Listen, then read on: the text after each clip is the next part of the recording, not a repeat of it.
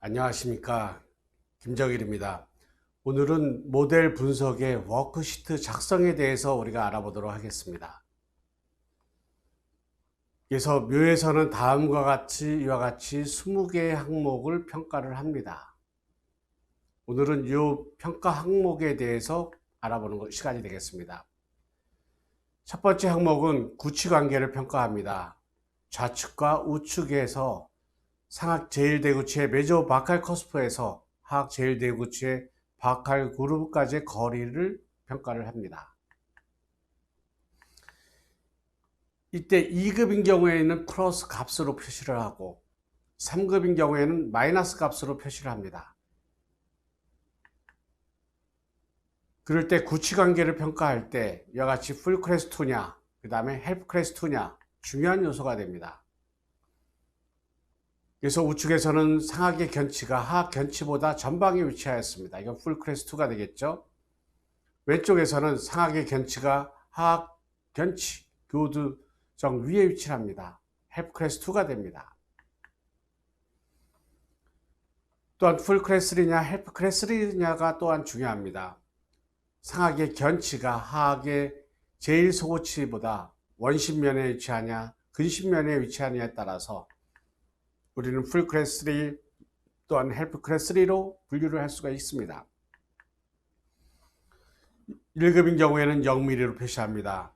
헬프 클래스 2인 경우에는 플러스 3mm, 풀 클래스 2인 경우에는 플러스 6mm, 헬프 클래스 3인 경우에는 마이너스 3mm, 그 다음에 풀 클래스 3인 경우에는 마이너스 6mm로 표시합니다.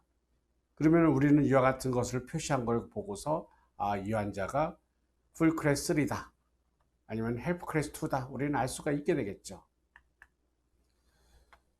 세 번째 항목은 상악의 포지셔널 데비에이션을 평가를 합니다.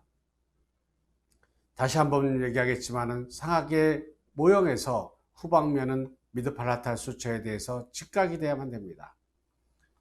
그래서 최후방면에서 상악 6번의 컨택 포인트까지의 좌우측의 거리의 차이를 비교를 하는 것입니다. 이 환자인 경우에 있어서는 좌우가 위치합니다. 그런데 이 환자인 경우에 있어서는 왼쪽의 치아가 더욱더 3mm 전방에 위치한 걸 볼 수가 있습니다. 그로 인해 이쪽 소구치 견치 부위에 더욱더 총생을 보일 수가 있습니다. 또한 하악의 포지셔널 데비에이션을 평가를 합니다. 그래서 후방면에서 하악의 6번의 컨택 포인트까지 좌우의 길이 차이를 평가를 하는 것이 되겠습니다. 그런데 이 환자인 경우에 있어서는 좌측 부분이 전방으로 많이 나와 있는 걸 볼 수가 있게 됩니다. 후방면에서 거리를 보게 되면 우측보다 3mm 더욱더 전방에 위치했다는 것을 우리는 표시할 수가 있습니다. 다섯 번째 항목은 상악의 정중앙을 표시를 합니다. 물론 상악의 정중앙은 페이셜 미드라인 또한 PA 뷰를 보고서 평가를 합니다.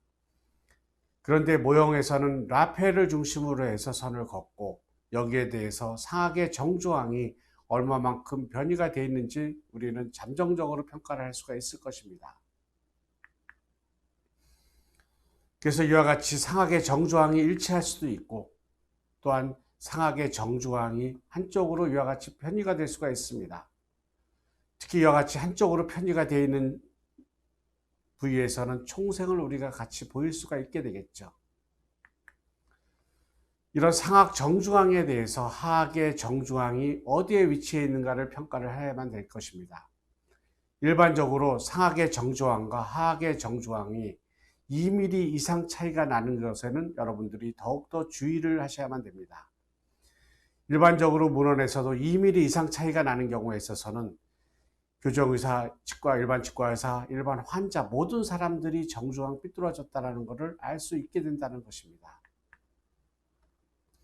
대부분의 경우에는 일치하겠지만 이와 같이 2mm 이상 삐뚤어져 있는 경우가 우리는 흔하게 볼 수가 있습니다.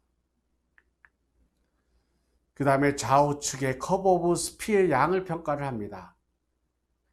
하악의 인사이저 엣지에서 하악의 7번의 디스토바칼 커스프까지 자를 대고서 가장 깊은 부분을 우리는 길이를 재는 거죠.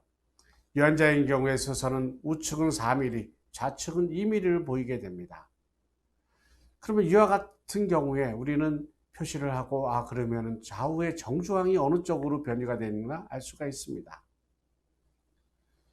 또한 하악의 6번, 좌우측 6번에서 박할 커스프산에 자를 대고서 이러한 설측 교두가 얼마만큼 설측으로 쓰러져 있는지 우리는 평가를 할 수가 있게 됩니다. 일반적으로는 1mm가 정상입니다. 그런데 2mm 이상 설측으로 쓰러져 있는 경우에는 우리는 협측으로 직립을 시킬 수가 있게 됩니다. 이와 같이 커브 오브 스피가 차이가 나는 경우에 있어서는 이와 같이 정중앙 자체가 우측으로 편의가 될 수가 있습니다. 즉 커브 오브 스피가 심한 쪽으로 정중앙은 편의가 된다는 걸 의미를 합니다. 9번째, 10번째 항목은 오버젯, 오버바이트 항목이 됩니다. 오버젯에서는 여러분들이 5mm 이상, 7mm 이상인 경우 아주 주의 있게 보셔야 될 것이고, 그 다음에 오버바이트인 경우에 있어서는 4mm 이상이냐 아니면 0mm 이하이냐 주의 있게 보시면 될 것입니다. 그 다음에 상하악의 육전치의 치관의 길이를 잽니다. 그래서 엔테리어 볼튼 레이셔를 평가를 하게 되겠습니다. 그래서 하악 육전치의 합 나누기 상악 육전치의 합은 77.2%가 돼야만 됩니다. 그래서 여기에 계산하는 법은 이전 유튜브에서 자세히 나와 있습니다. 참조해 보시면 고맙겠습니다. 그래서 상악 치하가 100이면은 하악 치하가 100이면은 치하는 맞지를 못합니다. 하악 치하는 어느 정도 작아야 됩니다. 그 크기가 77.2%가 되는 것입니다. 이것을 계산하는 상악의 부조화를 계산할 때는 상악 분자 부분에 EX를 하고, 그 다음에 하악의 부조화를 평가할 때는 하악의 분자 부분에 EX를 합니다. 죄송합니다. 상악을 할 때는 분모 부분에 EX를 표시를 하는 것이 되겠습니다. 또한 모델 분석에서 우리는 상악의 측절치의 크기와 모양을 평가를 해야만 될 것입니다. 교정에서는 상악의 중앙부터 정중앙부터 우리는 좌우의 대칭을 맞춰주는 것이 중요합니다. 그래서 상악의 측절치가 정상의 크기를 가지면서 정상의 모양을 가지고 있으면서 대칭인 것이 가장 좋겠죠. 그런데 정상의 모양을 가지고 있으나 치아가 약간 작아도 상관없을 것입니다. 그런데 패극을 가지고 있을 수도 있고, 또한 측절치가 컨제니탈 미싱을 보일 수도 있습니다. 그럴 때 제일 상악에서 중앙에 위치하는 중절치, 그 다음에 측절치는 대칭을 만들어줘야만 될 것입니다. 그런데 어떤 환자들인 경우에 있어서는 상악의 측절치가 비대칭을 보이는 경우가 있게 됩니다. 그래서 상악의 측절치가 선천적 결선치거나 아니면 페그레테랄리스를 보이는 경우가 많이 있게 됩니다. 이런 경우에는 우리는 발치 치료 시 주의를 해야만 될 것입니다. 즉 제소호치를 발치할 건지 아니면은 이런 측절치를 발치할 것인지, 이거는 환자하고 긴밀한 대화가 필요하게 될 것입니다. 그 다음에 비정상적으로 치아의 크기가 큰 게 있는지 작은 것이 있는지 평가를 해야만 합니다. 특히 상악의 중절치의 치아의 크기는 상당히 중요합니다. 한국인 2등은 한국인 정상교합자의 치아 크기가 남자인 경우에 있어서는 8.5mm, 여자인 경우에 있어서는 8.2mm라고 얘기를 하였습니다. 그래서 상악의 중절치의 치아 크기가 8.3mm 정상을 보이게 됩니다. 그런데 이 환자인 경우는 9.3mm입니다. 상당히 큽니다. 그런데 총생을 보입니다. 이런 경우에 비발치를 하게 되면 발치가 입이 튀어나올 가능성이 많이 있을 것입니다. 반면에 밑에 환자는 7.5mm로 작습니다.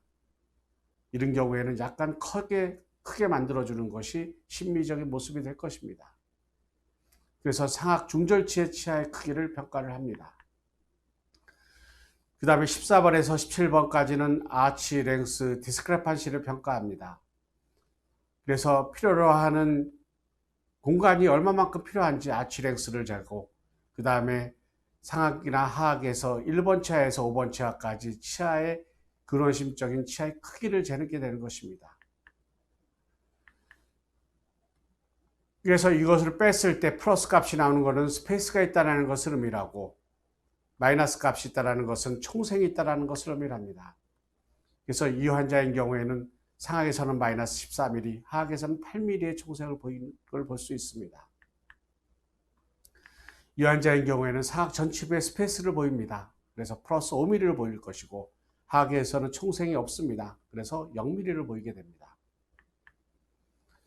그래서 일반적으로 3mm 이하의 총생인 경우에 있어서는 돌출입이 심하지 않으면 우리는 이와 같은 경우에 스트립 인접 치아 사이를 삭제를 함으로써 공간을 얻을 수가 있을 것입니다. 이에 반해 8mm 이상인 경우에 있어서는 심한 총생을 가지게 되겠죠. 이런 경우에 있어서는 제2소고치를 발치하는 것이 치료에 용이할 수가 있을 것입니다. 반면에 이 중간인 3mm에서 5mm인 경우에 있어서는 제2소고치를 발치하는 것이 더욱더 바람직할 수가 있게 됩니다. 그런데 이와 같은 아치랭스 디스크레판시는 이와 같은 돌출입의 상태를 표현하지 못하게 됩니다. 그래서 이와 같이 전치가 에비어 버전 되어 있는 것을 여러분들은 같이 나중에 셀프 분석을 통해서 고려해야만 됩니다. 특히 모형 분석에서 한쪽에 상악의 제2 대구치가 이와 같이 오버 이럽션이 되어 있는 경우를 볼 수가 있게 됩니다. 특히 이와 같은 경우에 있어서는 한쪽에 또한 양쪽도 마찬가지입니다. 견치관계가 풀크레스 3를 보이게 되는 것입니다.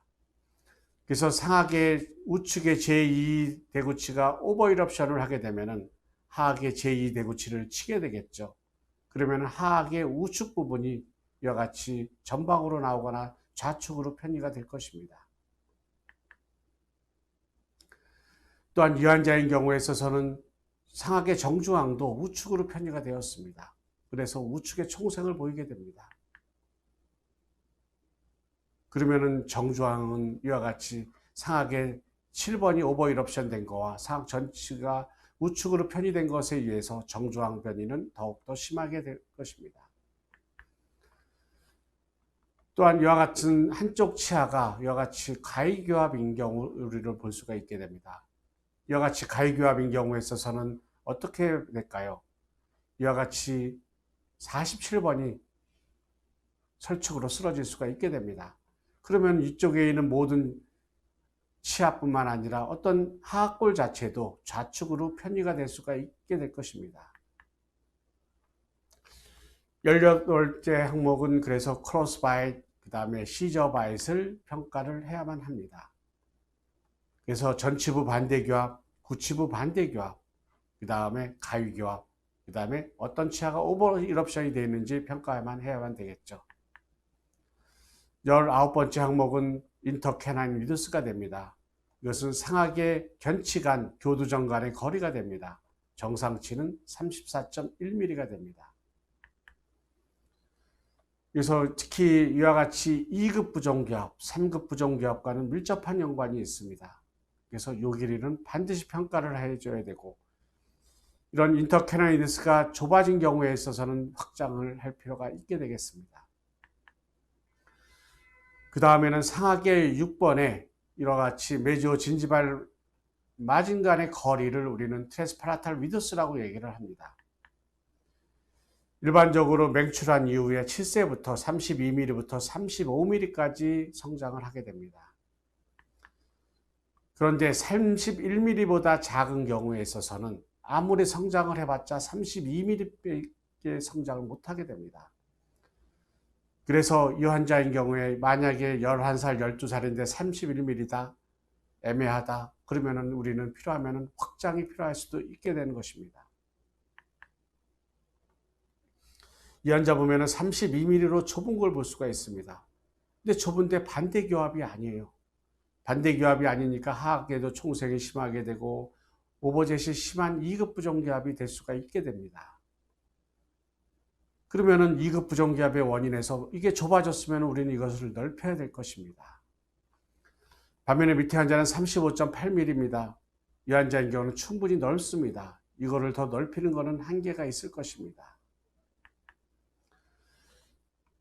그래서 저희는 이와 같이 20개의 항목을 평가를 함으로써 우리는 모델 분석을 통해서 우리가 이를 뽑을 수 있냐, 아니면 어딘가에서 공간을 얻을 수가 있냐, 아니 뽑는다면 어떤 치아를 뽑을 수 있을 것인지, 또한 어떻게 치료할 것인지 우리는 알 수가 있게 됩니다. 그래서 이와 같은 모델 분석을 통해서 우리는 오버젯, 오버바이트, 구치관계, 견치관계, 그 다음에 정중앙, 그 다음에 아치랭스 디스크레판시, 그 다음에 엔테리어 볼튼 레이쇼, 이 7가지 항목을 주로 평가를 하게 되겠죠. 그러면서 이 5번째와 6번째 항목, 정중앙인 경우에는 상하계 정중앙이 페이셜 미드라인과 어떻게 되어 있는지, 좌측에 보디 디퍼런스가 있는지 없는지, 상하견치가 대칭인지, 그 다음에 전방부에서 오클루전 플랜이 어떻게 되어 있는지, 상하계 소구치 토크가 어떤지, 커브 오브 스피가 어떤지, 이와 같은 것을 평가를 함으로써 어떠한 요인에 의해서 정중앙이 보이는지 우리는 알 수가 있게 됩니다. 또한 아치랭스 디스크레판시를 통해서 우리는 이 환자에서 어디서 공간을 얻을 수 있는지 알 수가 있을 것입니다.